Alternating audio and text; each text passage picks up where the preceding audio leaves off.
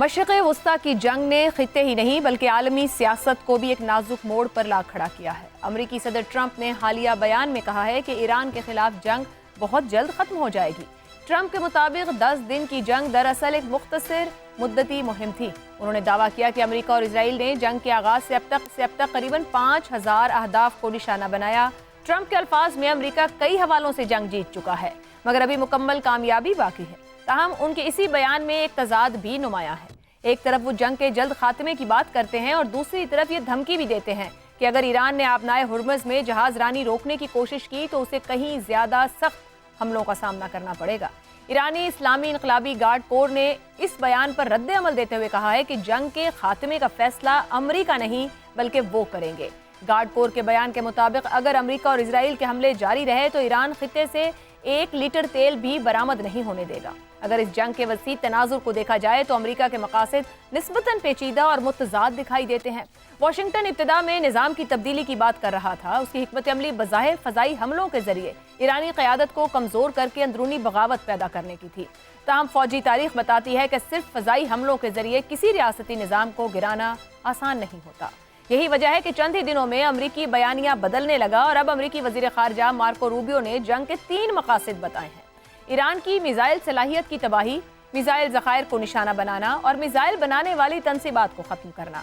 قابل ذکر بات یہ ہے کہ اب نہ نظام کی تبدیلی کا ذکر ہے اور نہ غیر مشروط ہتھیار ڈالنے کی بات۔ اس کے برعکس اسرائیل کے مقاصد زیادہ جارحانہ اور طویل المدتی ہیں۔ اسرائیل ایران کی میزائل طاقت ختم کرنے کے ساتھ ساتھ خطے میں اپنی بالادستی قائم کرنا چاہتا ہے۔ اسرائیل کے لیے کمزور اور غیر مستحکم ایران ہی قابل قبول نتیجہ ہو سکتا ہے۔ ایران کی حکمت عملی صرف اپنی بقا پر مبنی ہے۔ وہ براہ راست فوجی طاقت میں امریکہ اور اسرائیل کا مقابلہ نہیں کر سکتا، اس لیے وہ غیر متوازن جنگی حکمت عملی اپنا رہا ہے۔ خلیج میں توانائی کے ڈھانچے کو نشانہ بنانا، آبنائے ہرمز میں دباؤ پیدا کرنا اور میزائل حملوں کے ذریعے مخالفین کے دفاعی ذخائر کو ختم کرنا اسی حکمت عملی کا حصہ ہے۔ اس پس منظر میں ٹرمپ کی روسی صدر ولادیمیر پوٹن سے ٹیلی فونک گفتگو بھی اہمیت اختیار کر گئی ہے۔ پوٹن پہلے ہی نئے ایرانی رہبر کی حمایت کا اعلان کر چکے تھے، اس کے باوجود ٹرمپ نے ان سے رابطہ کیا۔ کیا اس رابطے کی ایک بڑی وجہ یہ ہو سکتی ہے کہ واشنگٹن اس جنگ سے نکلنے کے لیے کوئی سفارتی راستہ تلاش کر رہا ہو؟ ٹرمپ کے بیانات میں مسلسل اس امکان کو مزید تقویت دیتی ہے۔ ایسے میں اہم سوال یہی ہے کہ کیا ٹرمپ اب واقعی اس جنگ سے نکلنے کے لیے کسی مناسب فیس سیونگ لمحے کا انتظار کر رہے ہیں؟ پروگرام کے پہلے حصے میں اسی پر گفتگو رہے گی۔ ہمارے ساتھ ہیں زیغم خان، شہزاد چودھری، عامر احمد خان اور حسن نثار صاحب۔ پروگرام کا سوال آپ سبھی کے لیے۔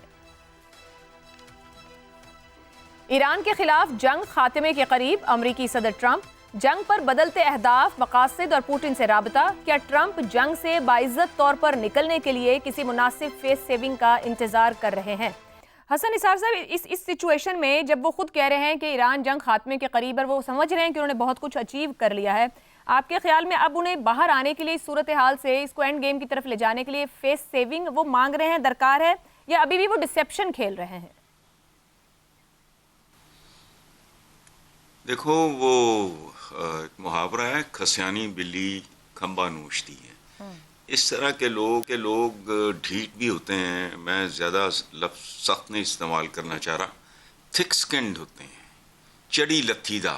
ہمارے پنجابی میں ایک ایکسپریشن ہے بڑا زبردست کہ فلاں بندے نوں نا جی چڑی لتھی دا کوئی پرواہ نہیں۔ یہ جو آپ نے لفظ استعمال کیا ہے مناسب فیس سیونگ، تو اس بات کا حوالہ تو میں کل کے پروگرام میں بھی دے چکا ہوں۔ پتہ نہیں میں کمیونیکیٹ نہیں کر پایا کہ بندریا کے پاؤں جلنے لگیں تو اپنا بچہ بھی پاؤں کے نیچے رکھ لیتی ہے۔ اسرائیل کیا ہے؟ وہ تو امریکہ ہے اور وہ ہے تو اسرائیل ہے نا۔ وہ باؤنس بیک کر گیا، ایک جوا کھیلا تھا اس نے جس طرح کا وہ ہے بندہ، یہ ہونا ہی تھا۔ یا پھر کوئی تھرڈ ورلڈ وار کی تیاری کرو، کچھ اور سوچو، آئی ڈونٹ نو۔ مطلب ٹرمپ یہاں سے آگے ایکسٹریم میئرز کی طرف جا سکتے ہیں؟ حسن نثار صاحب، جتنا نقصان ایران میں کر چکے ہیں، اپنی اچیومنٹ سمجھ رہے ہیں، یہاں سے آگے بھی معاملات وہ لے جا سکتے ہیں؟ نہیں، آگے پنگا پھر بہت خوفناک ہو جائے گا، اور میرا نہیں خیال کہ وہ اور اس کے ارد گرد جو لوگ ہیں ان میں اتنی کامن سینس بھی نہیں ہوگی کہ پھر اس کا نتیجہ کیا ہوگا۔ پھر تو سب کے ہاتھ سے سب کچھ نکل جائے گا۔ میرا نہیں خیال کہ وہ اتنے بے وقوف ہوں گے۔ اور ان کھیلوں میں نا شرمندگی فلانا ٹمکانا نہیں ہوتا، یہ کوئی دو انڈیویجولز کے درمیان نہیں ہے معاملہ، سٹیکس بہت خوفناک ہیں، تو کچھ بھی نہیں. مجھے لگتا ہے کہ یہ اس کی جو ریسنٹ اس کا جو پوسچر ہے یا اس کا جو بھی اس نے کہا ہے، اس کے بعد مجھے تو بڑی بہتر وائبس محسوس ہو رہی ہیں. I don't know. درست. زیغم صاحب ایک تو اس کو بھی کمنٹ کیجیے گا کہ روسی صدر پوٹن سے ہر بار ان کا رابطہ ہو جاتا ہے، اب اس سچویشن جب یہاں پہنچی تو گزشتہ روز انہوں نے خود سے رابطہ کیا اور گفتگو کی. دوسرا اس پر آ جائیے گا کہ ماضی کی جنگیں امریکہ کی بڑی بڑی دو چار رہیں، ویتنام، افغانستان یا عراق کی، دعوے جھوٹے ہی صحیح مگر مقاصد واضح تھے امریکہ کے.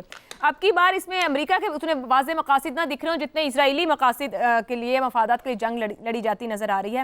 کیا امریکی اسٹریٹ کی حدت بھی ٹرمپ تک یا امریکی اسٹیبلشمنٹ تک پہنچنا شروع ہو گئی کہ غلط جنگ میں کود گئے ہیں؟ کل کا جو دن تھا 9 مارچ کا، میرا خیال ہے اس کے گرد کیلنڈر پر ایک گول دائرہ بنانے کی ضرورت ہے. کل مارکیٹس نے ایک بات بتائی صدر ٹرمپ کو اور مغرب کو کہ یا یہ جنگ لڑی جائے گی یا پھر معیشت بچے گی. کل گلوبل ریسیشن کھل کر سامنے واضح طور پر آشکارا ہو گئی کہ یہ جنگ چلے گی تو گلوبل ریسیشن ہوگی. کل آئل نے ہٹ کیا $119 فی بیرل، 50% کا رائز، بڑھاوا، اور یہ بڑھاوا یوکرین جنگ کے بعد سب سے بڑا بڑھاوا تھا. اور اس وقت CNN میں لکھا ہوا ہے کہ 1956 کے بعد یہ دنیا بھر میں تیل کی سب سے بڑی ڈسرپشن ہے. تیل کے بہاؤ میں 1956 کے بعد سے اب تک کوئی اتنی بڑی رکاوٹ نہیں آئی تھی. 20% دنیا کا تیل رکا ہوا ہے.